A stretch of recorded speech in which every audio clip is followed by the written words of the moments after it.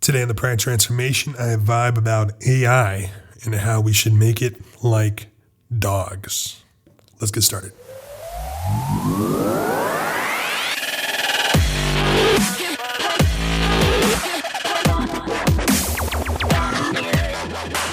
Welcome to the Prior Transformation Podcast. I'm your host, Jimmy Smoots. In this podcast, we explore, actually, there's no we, it's just I.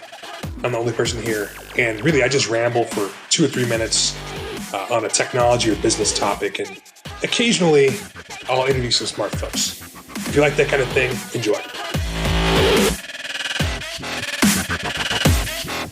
I think it was last week, there was a pretty big announcement at the Google conference, which actually was pretty cool. The Google AI was able to call and using voice synthesis, book a dinner with a human being. And on the other side of it, the person, technically, I guess, at least in the way, we understand it, didn't really know that they were talking to a robot. So there's all this talk about, is that the Turing test, yada, yada.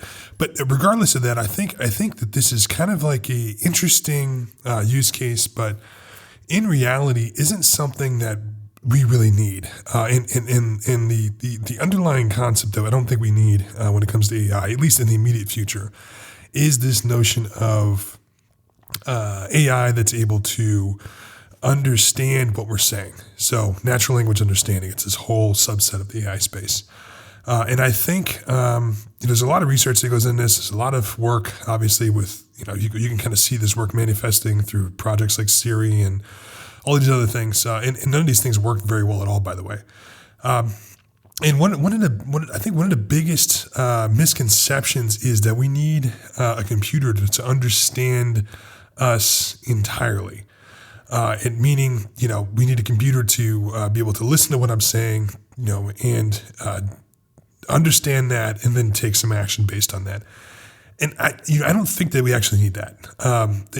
There's 2 reasons. The first reason is, I think even if we had that kind of setup where you talk to a computer and the computer can do whatever, you still would be constrained by people, and people is a huge constraint. I'm really, really struggling here communicating with what I'm trying to say to you right now so that you understand. So even if you could even if a computer could understand what I'm saying, and technically you do understand what I'm saying, you're constrained by my ability to articulate it to you. So the types of problems that a computer could actually solve, if you could, tell a computer to solve problems, would be limited by the human who controls the computer's ability to understand those problems. So there's a whole other concept there, and I think maybe I'll do a whole podcast on that at some point. But so that is a huge thing. I mean, if you look at the leading cause of divorce, for instance, is communication. So communication is exceptionally hard. That's a big thing. The second thing is that it's really kind of difficult. So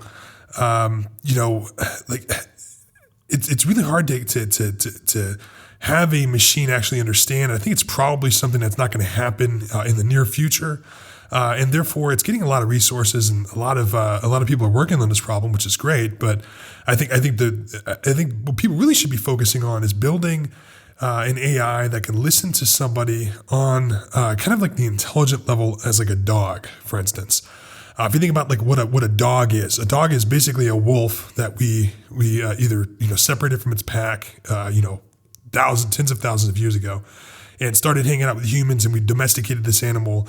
Talked to dogs' commands. I mean, I think they're, if not one of the only animals that understands when a human points, which is a communication mechanism.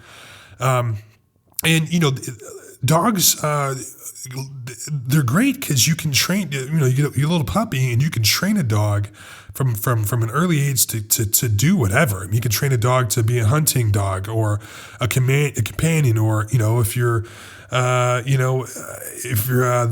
quarterback of the Atlanta Falcons, you can teach You can teach dogs to fight, which is, kind of a dick thing to do. But I mean, you could teach dogs literally anything by giving them certain commands or in rewarding or in some people's case, punishing the animals, if they comply or adhere to certain rules. So pretty easily, if you sit down with the dog and you give him treats and you tell him sit and he sits and you keep giving him treats and say sit, eventually you don't have to give him treats anymore. You can just say sit and the dog will sit. So you're able to take action with this dog. You can tell the dog to sit or to go sniff over there to find a bomb or whatever the task may be, just from training. And this is something that the dog doesn't need to necessarily understand what sit means. It just understands the pattern that the dog's brain receives as far as the signal of sit. It could be how you're standing. It could be how you hold your hands. It could be a number of things. But the dog understands that basic concept and then takes action. And why that's interesting is because it's more about that back half of it, being able to actually train the animal. That is the thing that could be interesting to think about for AI. So being able to take a computer and then sit down with the computer and then teach it that when I say a certain thing or do a certain thing to do something else, and have the AI learn that over a couple of hundred cycles, as long as it's done consistently, have that kind of cement. And that can make a huge impact. And I think that's actually something that can be achievable in the short term, right? And the impact there is massive. Just think about, from a just an impact perspective of if you were to take one of these machines, say like you were to put it in a robot form, and it's a blank slate, and you take that robot and you then drop it into a third world country farmer or something, or a refugee camp or something where people need some kind of work done. What these robots could basically do is somebody could train the robot to do manual labor or to do whatever, to dig, to do basic functions, which aren't necessarily quote unquote higher level functions, things like booking a restaurant reservation. But who really cares about that? You can still do a lot of work. You can have it build houses for you by just like running it through a set of commands. What this starts to look like, honestly, is it starts to look like kind of what I do every day. I'm a software engineer, which means that I can sit down in front of a computer and if I know what I want to do, say if I want to do something like based on if there's a tweet that has a specific word in it, take some kind of action and post something or something like that, I can actually sit down and derive through a bunch of steps. I can write like an algorithm and program a little program that actually will do that task. And what that really kind of means is that I'm able to now wield this computer to do a lot of different really interesting things and offload a lot of work. So for instance, with this podcast, when I do interviews with guests, I actually have a program that I run that generates a basic template of what the interview should look like, some questions that I have in a question bank, and a bunch of different things just based on the program. So I can automate certain facets.